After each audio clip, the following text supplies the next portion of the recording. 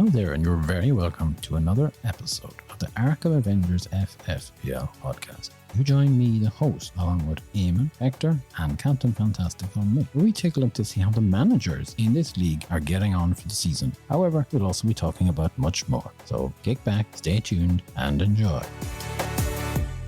Here we are again taking a look at our managers to see how they fared out with the return of the football. We'll be taking a look at their strategies and transfers. However, before we get to that, let's welcome the panel. Eamon and Hector are joining me this week. Can I ask how you're both keeping, and did you have a good weekend, lads? Hello, and thank you for asking. All is good with Hector. I was out for a walk with friends of mine down on the beach in a place called the Enniscrone. It is in Sligo, down by the sea. The weather was a little bit breezy, a lot of clouds there, and we ended up playing the crazy golf. You heard of this?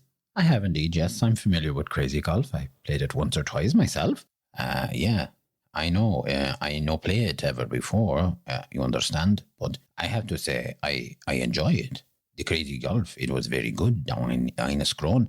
And for our listeners, when you play the crazy golf, you have to put the small golf ball into the pig's mouth. Hold on, I'm sorry there. I actually think I misheard something there. Did you actually say a pig's mouth? That is right, yes. You line up the ball and then you hit it into the pig's mouth. Not as easy as you think. This is taking crazy golf to another level. I mean, shooting a ball into a pig's mouth. That is crazy. So you're actually saying you're hitting a golf ball, a real golf ball, into the mouth of this pig? Yeah, that's what I say. Pig have mouth open and you hit ball to get in. Now, sometimes pigs spit the ball out and you have to try again. Well, I'm not surprised that the pig spits the golf ball out. Hector, how would you like it if someone was trying to hit a golf ball into your mouth? I can tell you, Eamon, I would not like it. Okay, and this pig is... what is it doing? I mean, it's standing there with its mouth open, you're saying, and you were just taking a shot. That's right, you have mouth open all the time. All the time? Yes, that's what I say, mouth open all the time. And surely it must shut its mouth or it must move around. No, I recall, no, he did not move around. When the mouth was open all the time, he might be hungry, I don't know. This doesn't make any sense. I have a feeling we're missing something here about this, especially where it's concerning the pig. Eamon, I tell you, the pig be there, and you hit golf ball into its mouth. Okay, Hector. This is Enniscrone Playground and Crazy Golf, is it? This is where you were at?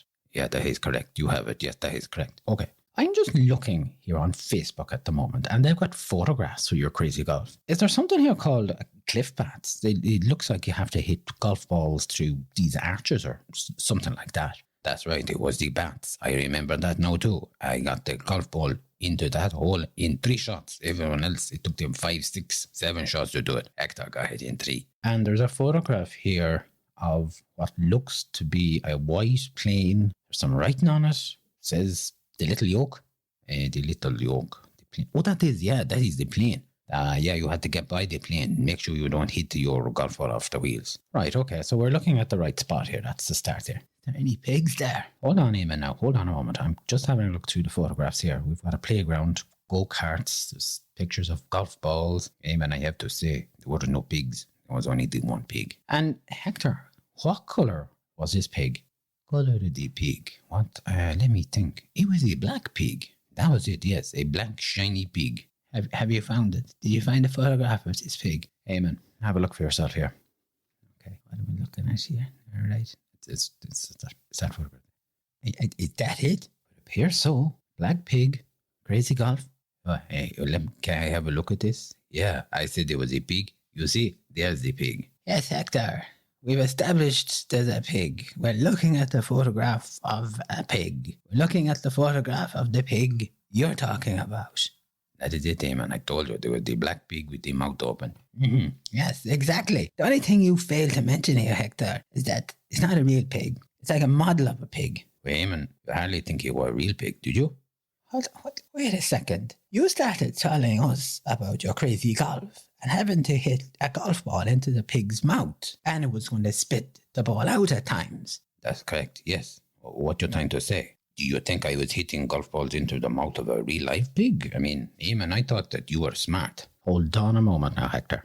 let's put this in perspective. You told us you played crazy golf and that you had to put the golf ball into the mouth of the pig. You also said the pig's mouth was open and that sometimes it would spit the golf ball back out. Am I right with this? You are, yes, you're right, but I never see it as a real life pig. Back it up. Eamon asked you if it moved around and you told him no. And when Eamon suggested we were missing something, you replied that the pig was standing there and you had to hit the golf ball into its mouth. And that's right. You had to. The pig is standing. Are you trying to tell me you guys thought he was a real pig? What we're saying is you could have told us at some point during your little story that this was a model of a pig where you had to hit the golf balls into its mouth in order to finish. I'd say this is to finish the game by the looks of things. As far as anyone else is concerned, it sounds like you were baiting the golf balls into a pig's mouth. But Eamon, that makes no sense at all. Come on, that doesn't make no sense at all. Hector, most of the time, you don't make any sense. Remember, you got lost in Cage of Fields. Eamon, please, that is a long time ago. Plus, you lost your birth certificate. No, Eamon, I did not lose the birth certificate. Mama had it in a box and the box would move. Never mind that, Hector. Can I just say that there are times when you leave out pieces of information from a story and, how to put it here, it presents a different view of what you're actually telling us. I can say, it's not my fault if you and Eamon thought the pig was alive. That is you, not me. I never say pig was alive there. Well, I just think perhaps in future, when you're telling us about something, can you try and include all the relevant details? That's all I'm saying. Moving away from the pig and the crazy golf. Eamon, how are things with you since we were last in the studio? It's certainly not as confusing as Hector's crazy golf story, I'd say that much. I had an opportunity to chat with John Childs over the weekend. Great to catch up with him. Great to talk about the football. And I also watched on Friday night the first episode of the new season of The Late Late Show with the new presenter at the helm, none other than Patrick Kielty. It was a great start to the show, I thought. Plenty of good gags to start us off. And the guests were quite interesting. I felt that it was a smooth start to the season, and I wish him all the very best with this now.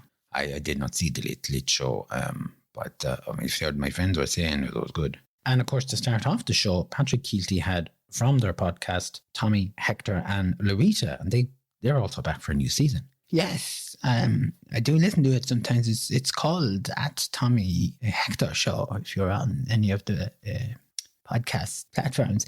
When I was listening and watching them, it just struck me that there were little similarities between them and us. Oh yeah, what do you mean?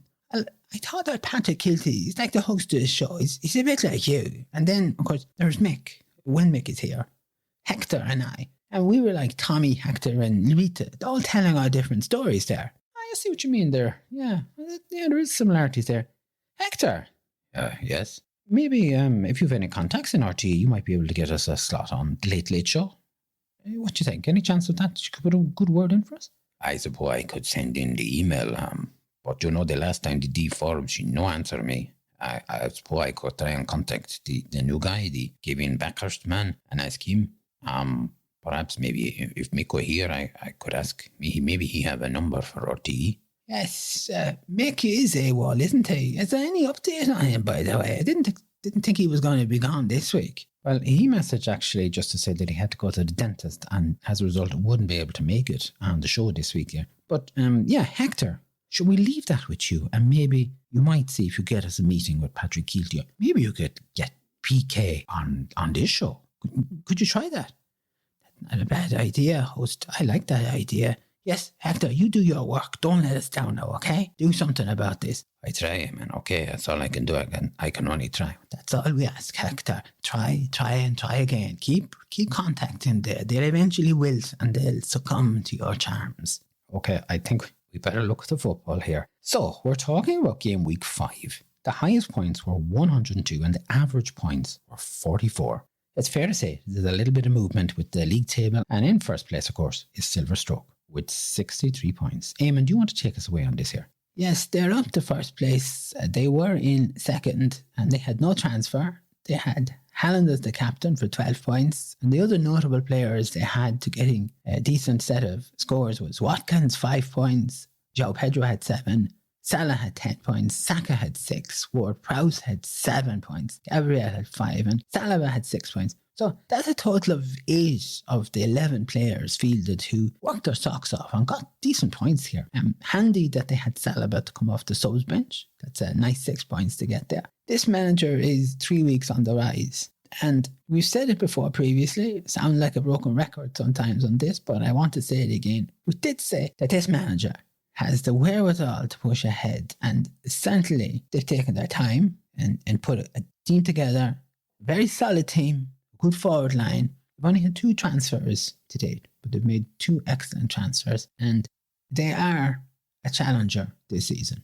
There's no doubt about it. And as a result of Silverstroke going up to first, Saka's Steel has dropped down to second with 33 points. Hector, what happened here? They had the 2 transfers. Caldwell out, he had 1 point. Okoji came in for 2 points. Saliba went out for 6, and Pedro Porro came in for 2 points. They had Haaland as the captain, 12 points, and Saka as there as well with 6 points. And they were the only 2 players that do any business.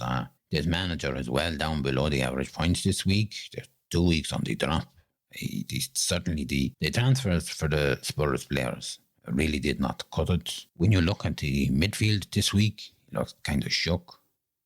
And I think the manager is putting a lot of faith in Fernandes. As Eamon probably would say this, the donkey, he knows how to races. I think that the Chelsea Buccos, they're going to have to be contended with, and they look like a team that need to be shook up at the moment. Not a good result. The manager will not be happy with this. This is a winning manager, and at the moment, he's on a losing streak. Now, there's no change, of course, in third place with Taiga. 36 points, Eamon. They had 1 transfer. Bowen went out for 2 points, and the Sonny Son came in for 2 points. And they had Haaland as a captain, got 12 points. Saka was there with 6 points, and Saliba had 6 points. And that was it. You know, when you look at 3 players who got some points there, in fact, if Haaland wasn't the captain, they only got 6 points each. Doesn't look like this manager has recovered from the blip in game week 4. There's no player there taking control of midfield. And, you know, when you look around this team, there are a number of players, and I'm using the players, that word loosely here. They're blanking a little bit too much for my liking here. This team needs an injection of energy. They need to get it from someplace. They're 2 weeks on the drop here, and they're in danger of slipping out of third place. No change either then in fourth place with Bamford Rejects, 41 points. 2 transfers, Hector. The Foden went out for 2 points. The Sonny Son came in for 2 points. Ferguson came in for 1 point, and Isak went out for no points. They had Haaland as the captain for 12 points. Watkins had 5. Saka had 6 points. Zinchenko had 7. And the goalkeeper, Areola, had 4 points. What can we say? A round of applause. The manager is back. 2 transfers, no less. Yippee. Great stuff to see this. However, the transfers did not really light a fire under the team. But they did not lose anything either. So that is very good. 5 players managed to get the points. That's better than some of the other managers. There are a few players though, and they are on the pitch and off the pitch, and I think it's time to move them out a little bit. They are 1 week on the drop, but they are holding on to 4th place, and who knows, they could produce something very special in Game Week 6. Up to 5th from 6th place is What a Beauty 99 with 54 points, Eamon. They had 2 transfers. Botman went out for 9 points. Ugoji went in for 2 points. Gerardo went out for 1 point, and Cash came in for 1 point. They had Haaland as the captain for 12 points. Watkins was there with 5. Saka had 6 points. Salah had 10 points. Ward-Prowse at 7. And Saliba was there with 6 points. 6 players who managed to get the points. Okay, we'll settle for that there. The transfer, especially with Botman being put out, is very poor. The midfield, though, looks very solid. I'm impressed with that there. And although the subs bench looks like it's a little bit of a mess, they need to clean up there. They're 2 weeks though on the rise, and they'll be very pleased with this game week's results. Yeah, of course, we're all wondering now, will they be able to hold 5th place? This is the big question. So they're going to have to really do the work for game week 6 and get the result to stay in the top 5. Down to 6th from the previous position of 5th is finally got their 38 points, Hector. They had 2 transfers. Young went out for 1 point. Romero came in for 2 points. João Pedro was put out for 7 points. And De Foster was brought in for 2 points. And they brought in De Foster, and now he is suspended until the 3rd of October. He's not going to be doing much playing. Haaland was the captain for 12 points. Saka had 6 points, Saliba had 6 points, and the goalkeeper, Areola, had 4 points. The manager has, as I said, 4 players out of the 11 who seem to do some of the work here. The transfers did not really achieve anything. The wrong move with João Pedro, in my view, especially now that Foster is suspended. Looks like this manager has even more work to do now. And holding 5th place is never easy. And when you drop out of it, you have to work twice as hard to try and get back into it. They're 1 week on the drop. They will have to really pull something out of the rabbit's hat here to get going here. Hector, you usually pull a rabbit out of a magician's hat. The rabbit rarely wears a hat. Okay, yes. I will remember that. Up to 7th position, and they were previously in 8th place, is Raglan Road, 45 points. Eamon, what's going on with this team now? They had one transfer for a start. Baldock went out for no point. He's injured. And Romero came in for 2 points. Haaland was the captain, 12 points. Awani was there with 5 points. Saka had 6 points. Trippier had 8. And the goalkeeper, Areola, had 4 points. Okay, they got 2 points from the transfers. Can't do anything more about that. It is what it is. They had 5 players doing anything worthwhile on this team. Other than Saka, the midfield is bust. And it's time for this manager here to start shipping some of those lads out there. They're just not doing it. It's a pity that they weren't able to capitalise on the players they had on the bench, because the goalkeeper Ray was sitting there with 8 points and Watkins had 5 points. However, on the positive side, they're bouncing back and they're 1 week on the rise. They're going in the right direction. That's the important thing here.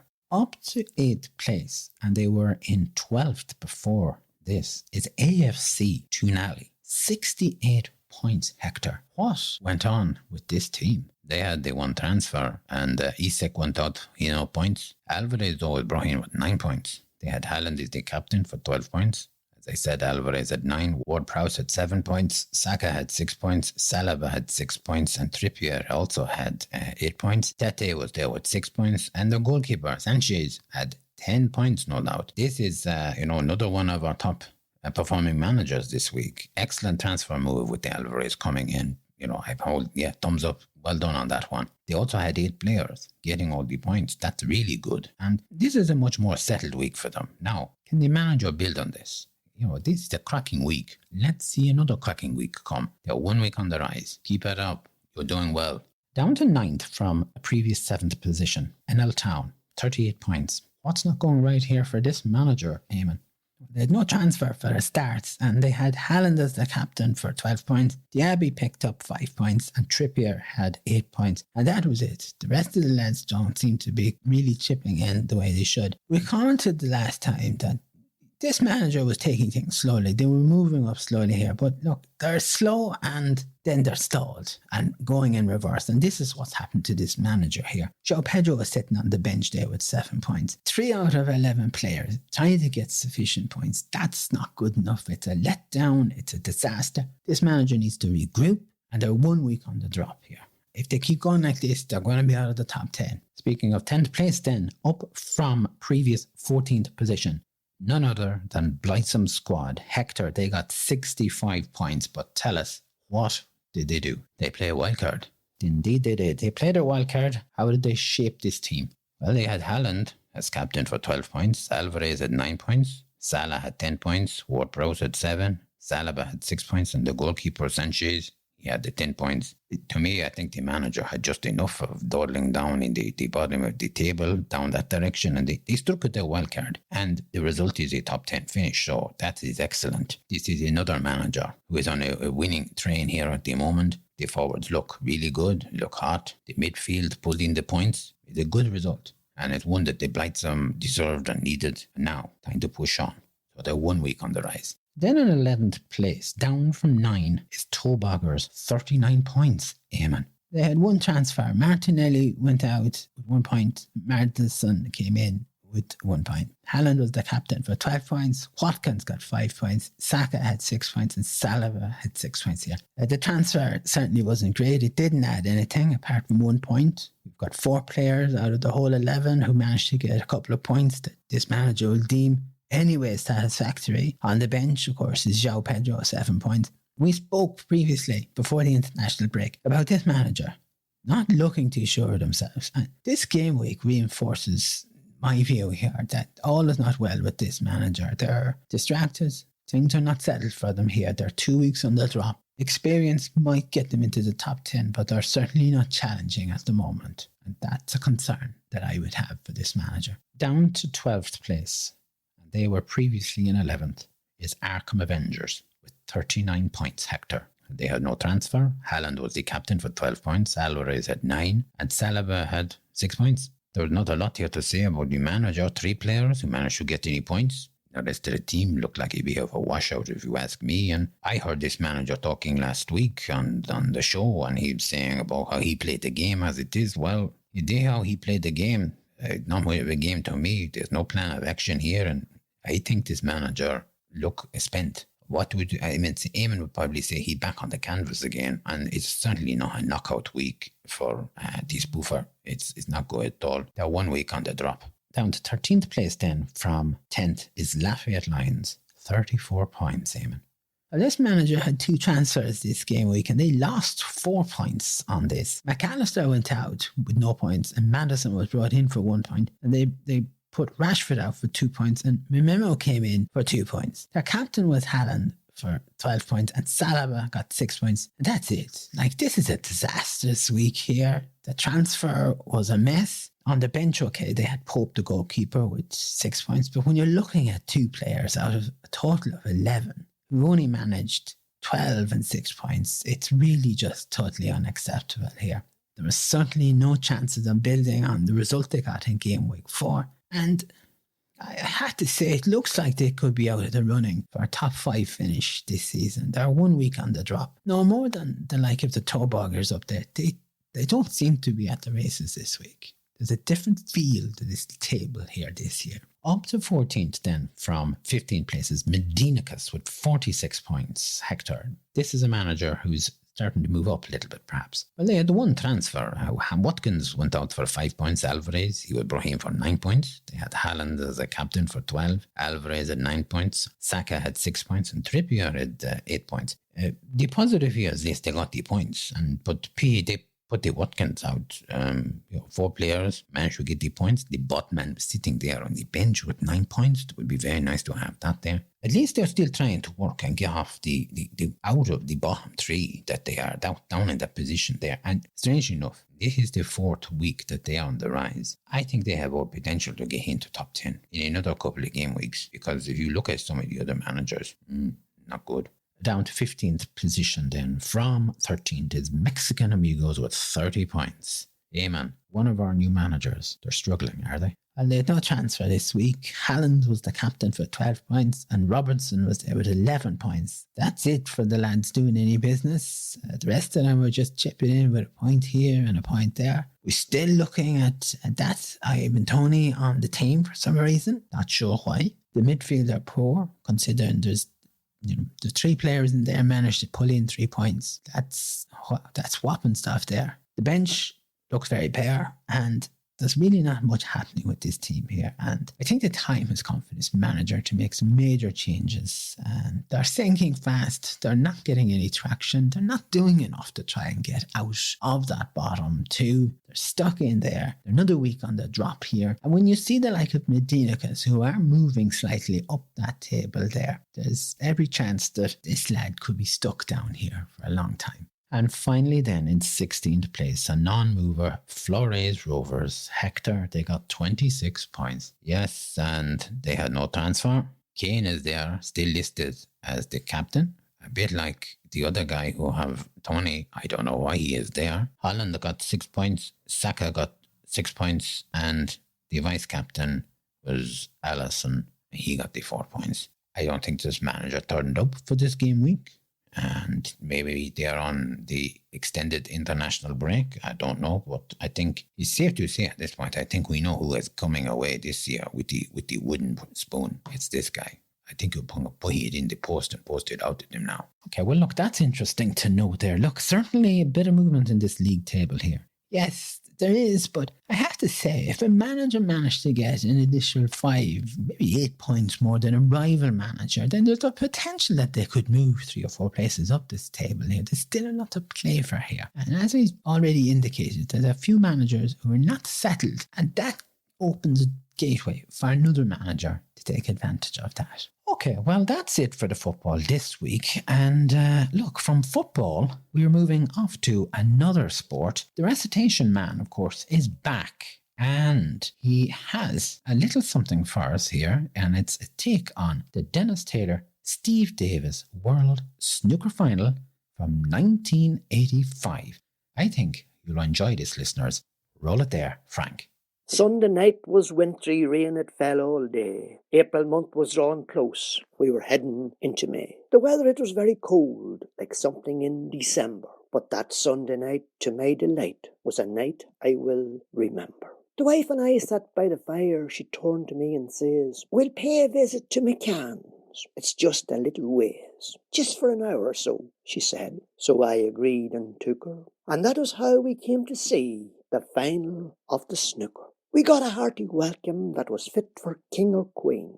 Got sandwiches and biscuits and lovely cake with cream. James Last was in the background, a splendid band has he. Then Mary gave us Mozart with his rousing symphony. The snooker game was on TV. Steve Davis led the way. He was 2 frames up on Dennis, with only 3 to play. We tuned into the action. Even Mozart left our mind when Mary cried triumphantly, "He's only 1 behind." John had got his pipe lit and smoke began to rise. "Play safe on that one, Dennis, or you'll never win the prize." Bridget swivelled on her seat to gain a better view of Davis wiping off the sweat and chalking up his cue. Then Margaret let a yell, she did, you'd hear for half a mile. "They're even, oh, they're even." She then began to smile. "He'll win it yet. I know he will. He's playing fair and square." And I saw her lips move wordlessly, as if in silent prayer. The final frame in Davis breaks, the air's electrifying. Then Taylor makes a damn mistake. It's all so terrifying. I'm chewing on the silk cut, as if there's no tomorrow. Even Spot the dog, who's outside, is yelping out his sorrow. Mary's chair is moving back and forward on the floor. Another jump like that one there and she'll be out the door. Kathleen's crouched upon the couch. She says without a grin, "I've been snookered out of 8 hours sleep, so Taylor better win." The clock strikes 12. Another day is just about to dawn. The reds are down, the colours now. Ah yes, the yellow's gone. With Davis leading by a neck, he also gets the green. Well, this must be the finest game the world has ever seen. Kathleen's eyes are filled with tears. Margaret's really sighing. John has put the pipe away. Could that be Mary crying? Steve leans upon the table, the pride of Romford town. He takes a shot and makes the pot. There goes the bloody brown. By this time, Bridget's sweating. By golly, I am too. But Davis makes a bad mistake. Then Taylor pots the blue. And John says, "Dennis Taylor, the pride of Ireland, you've got to sink the pink and black to take the 60 grand. He takes his cue, he chalks it up, and then he lets her fly. "It's in, it's in," I hear them shout. I shrilly hue and cry. The pink is down, here comes the black. "It's in." It's not. Oh no. It slides up to the pocket, but in it doesn't go. Steve then broke into a smile. And one from him is rare. He needs a kick, says John. You know, I cannot mention where. He's shot. It's going. Oh, no, it's not. He's missed it, sure as hell. Could he get another chance? A minute more will tell. Dennis Taylor from Coat Island in the county of Tyrone, a man of pride and pleasure and one of Erin's own. You stole the hearts of millions when the black ball you put down and dealt a blow to you-know-who, the pride of Romford town. Wow. I say that, very interesting to listen to that. I did not know this, all those people, and I did not know the snooker. I know, listen, I do it. I'm not too sure about it. Eamon, maybe you can tell me something about this after. Yes, I certainly can talk to you a little bit about the snooker there. I remember the start of the game, funnily enough, and the first few frames, but For some reason, I can't remember the end of it there. It must have been the blackout or something, or something happened that I wasn't able to watch the very end of the final. I saw clips of it at some point later. Well, I would like to say thanks very much to the recitation man for that. And, of course, all credit goes to the writing of this recitation to a man called Peter Carraher from Cullyhanna. So, Peter, thank you very much for that. And, listeners, the recitation man will be back with a new recitation in a few weeks' time. So that's it for the recitations. And now it's over to Hector's hellos. Take it away, Hector. Thank you very much for that. And I have to say this week, a big shout out to all our listeners in South Molton in Devon. We have listeners in Burnley, Liverpool, London, Southampton, Manchester. To our lovely listeners in Germany, over in Frankfurt on Main. Then I go to France. We have our listeners in Spain, Iraq, India, Japan. Then we're nipping over to Brazil. Hi, Mom. Hope all is well with you. Argentina, up to Mexico then. We say hello to all our listeners in Los Angeles, Florida, Georgia, Boston. And then we come to Ireland. Hello, everyone, especially you listeners in County Cork, in Longford, Monaghan, Cavan. We have our listeners in Sligo, Mayo, Tipperary, Dublin, and finally our listeners in Kildare. And remember, if you like to get in touch with the Hector, you drop me a line, send an email in to Arkham Avengers FFPL @gmail.com. I will pick it up and look after it. Leave it with me, then I look after it. Until next week, I say ciao. Very good. Thank you for that there, Hector. And listen, thanks to you and Eamon for coming in and being on the show this week. Thank you. It's nice to be here. An interesting start. Crazy start, maybe, but look, we got there in the end, and I hope all our listeners have an enjoyable few days ahead. Well, I know say nothing now further about the start of the show because I think you two got wrong end of the wooden spoon maybe, but to our listeners, have a good couple of days. And don't forget, send me an email. I read it out. Okie dokie, folks. Well, that's about it for now. Can I say a warm thanks to all of you for listening in, and also for those of you who are following us on the podcast. Don't forget to mention us to your friends and your family, work colleagues as well. And all that remains for me to say is a good morning, good afternoon, a good evening, a good night. Mind yourselves wherever you are in the world. Take care. Stay safe. We'll be back. Slán.